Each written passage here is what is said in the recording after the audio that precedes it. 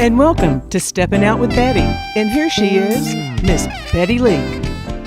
Welcome to Stepping Out with Betty. And this is another segment of Petty Betty.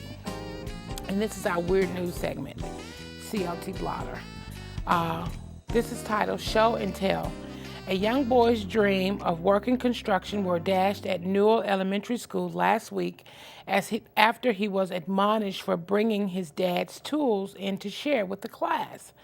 According to the report, quote, a student was excited about showing his classmates a work tool belonging to his father who works construction, close quote. The vague report does not specify exactly what the kid brought in, but it definitely warranted a response because it goes on to state, quote, the student's friend told the teacher she took the tool and contacted the principal. Parents were contacted and they came to the school immediately. Well, what was it? I've got a lot of guesses, but I'm still between nail gun and power saw.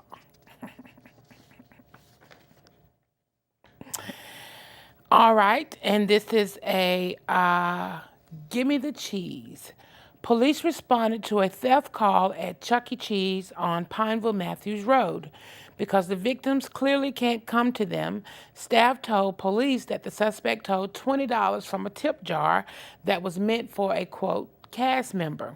And maybe it's been a while since I've been in Chuck E. Cheese's, but am I wrong for assuming that means the money was meant for one of those animatronic musicians? Next.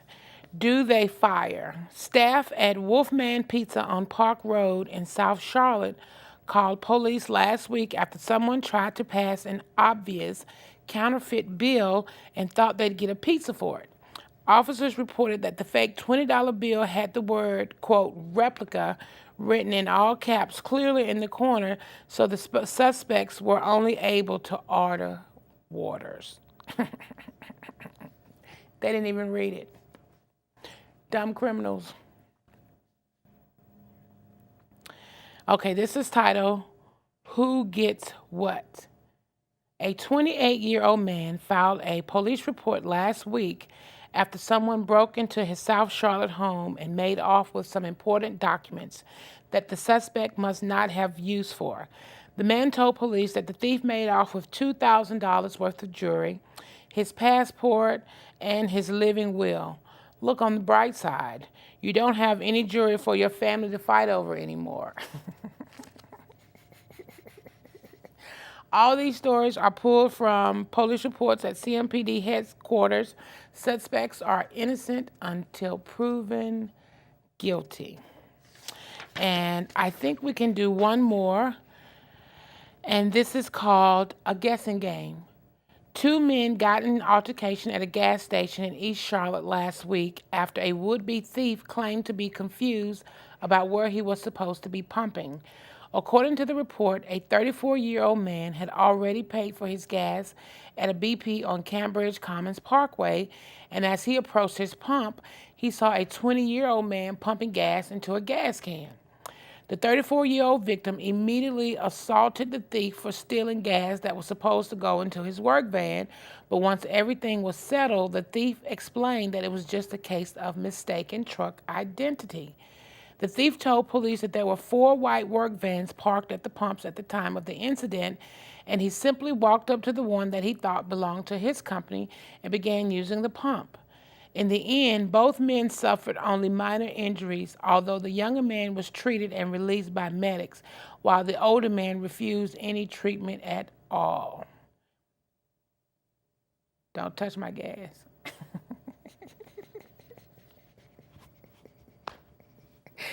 Petty Betty is here to stay, okay? I love it. And the next section is called Sleepover.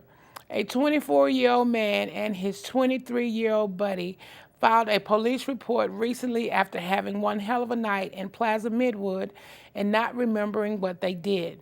The guys told officers that the last thing they remembered, they had been at a bar on Thomas Avenue at around 10:30 p.m., and the next thing they knew, they both woke up in an apartment at the Woodlawn Apartments. Neither one had any idea how they got there, and one couldn't find his $500 iPhone while the other couldn't find the $425 pair of Air Max sneakers he was wearing. I bet you they were at the Thomas Street Tavern. When you get to the Thomas Street Tavern, you have a time.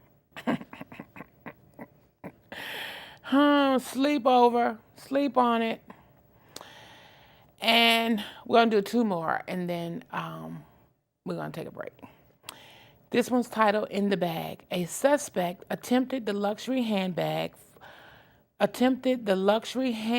haul of a lifetime at Charlotte Premium Outlets in Southwest Charlotte early this last week. But their greed caught up with them at the end, and they lost it all. Rather than shoplift in the store, the suspect went directly to the source, the loading docks.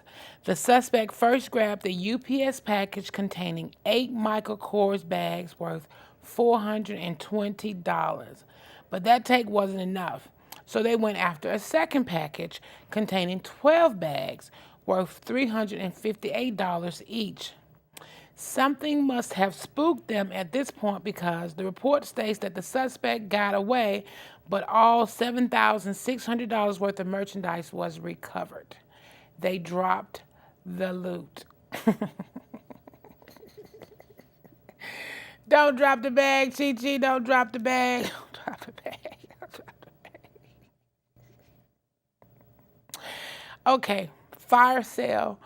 A little further east, Dick's Sporting Goods in South Park Mall was also hit last week, but the suspect got away with the goods in this case.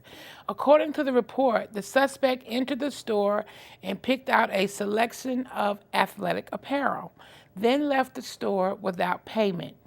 The suspect made it out of the store with about $2,800 of Nike clothing items. Most of these idiots protesting Nike are out here burning merchandise they already paid for. But this guy has got it figured out. Okay, I'm just going to go steal it, and then I don't have to buy it. Oh, Lord, going postal. A 54-year-old man in the South Charlotte area probably wanted to go postal last week after the contents of a package he had ordered mysteriously went missing. The man told police that he had tracked his package, and the tracker app told him it had been refused and returned to sender. This was strange, as the man stated he was home when the package was supposedly delivered.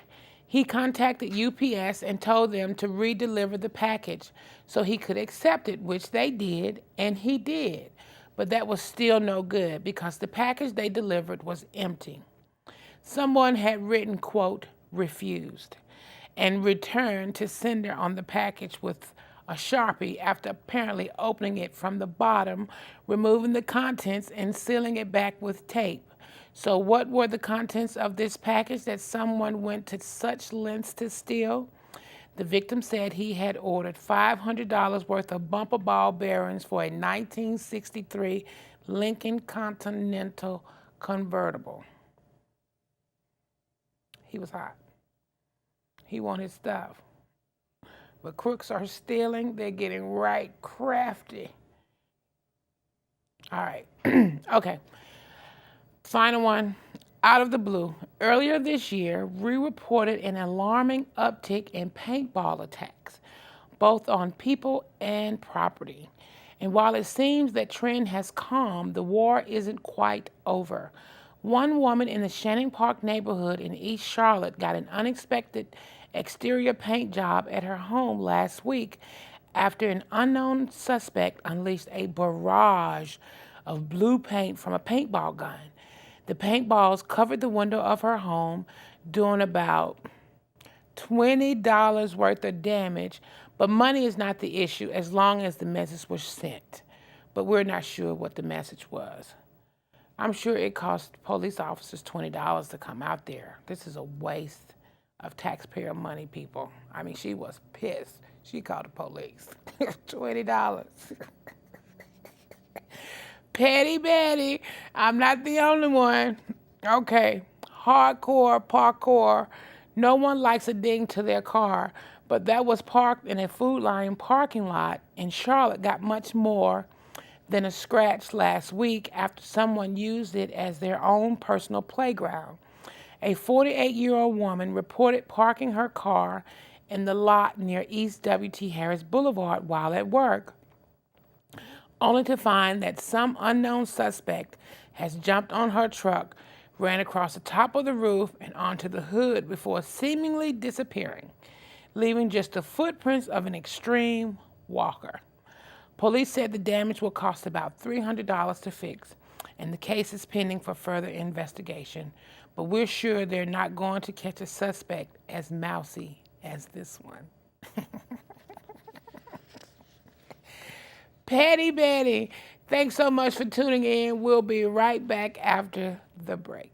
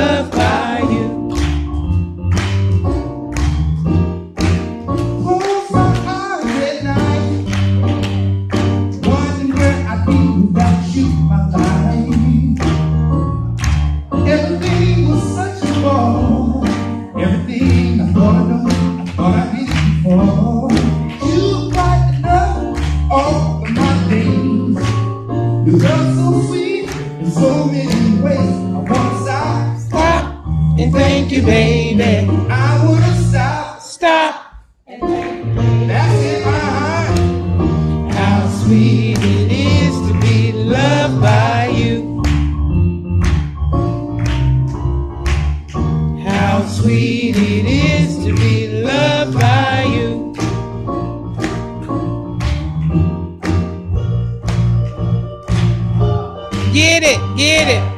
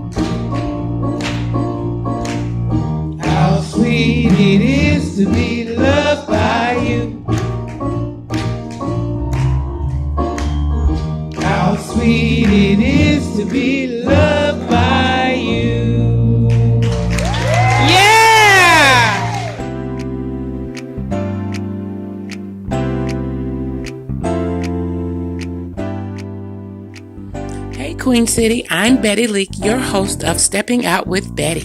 Whether it's at noon or after 5, whether we strut or stride, we are stepping out. Catch us on Access 21 every Tuesday at 1 and 10 p.m. Also, connect with us on social media at Stepping Out with Betty. Stay tuned and stay connected. Love you and mean it.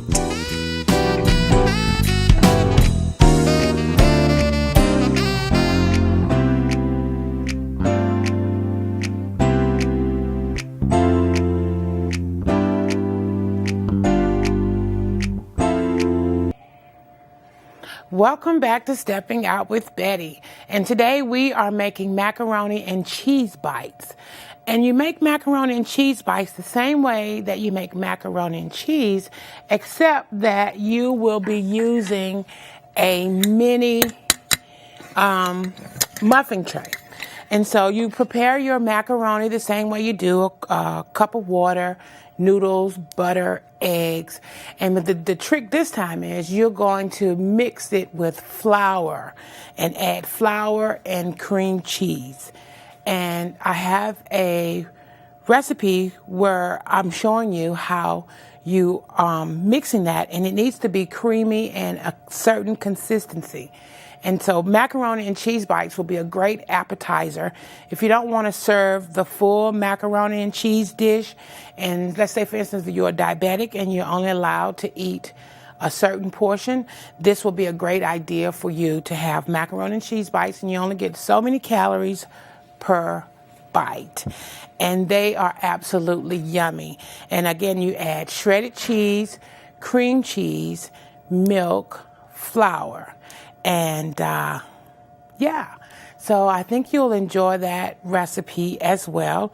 And this can be your appetizer on your meal, and then just sit it out there and they will love it, because my family loves it as well. So this is what they looks like when they're done, little mini appetizer, mini macaroni and cheese bites.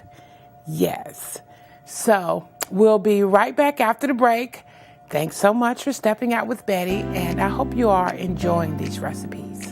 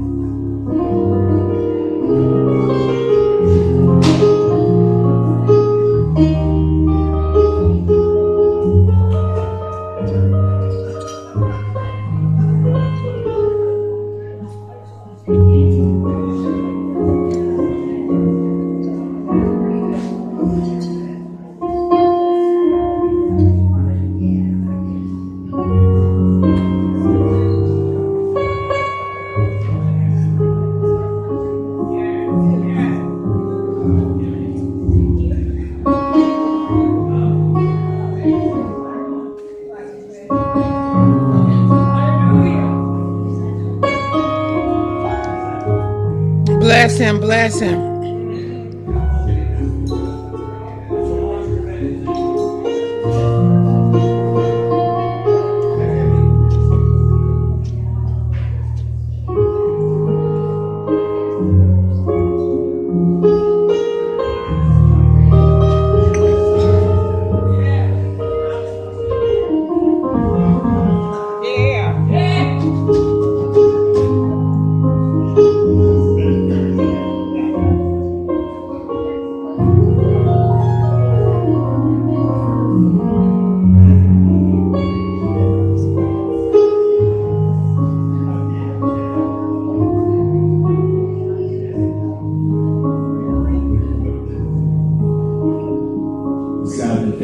light on it.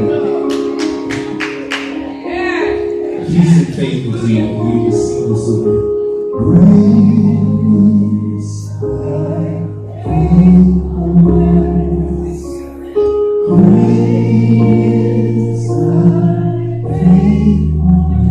Thank you, Lord.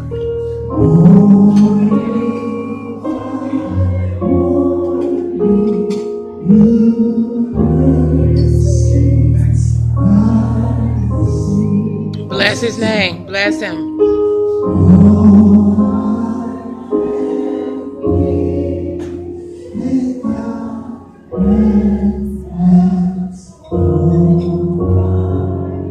Thank you, Lord.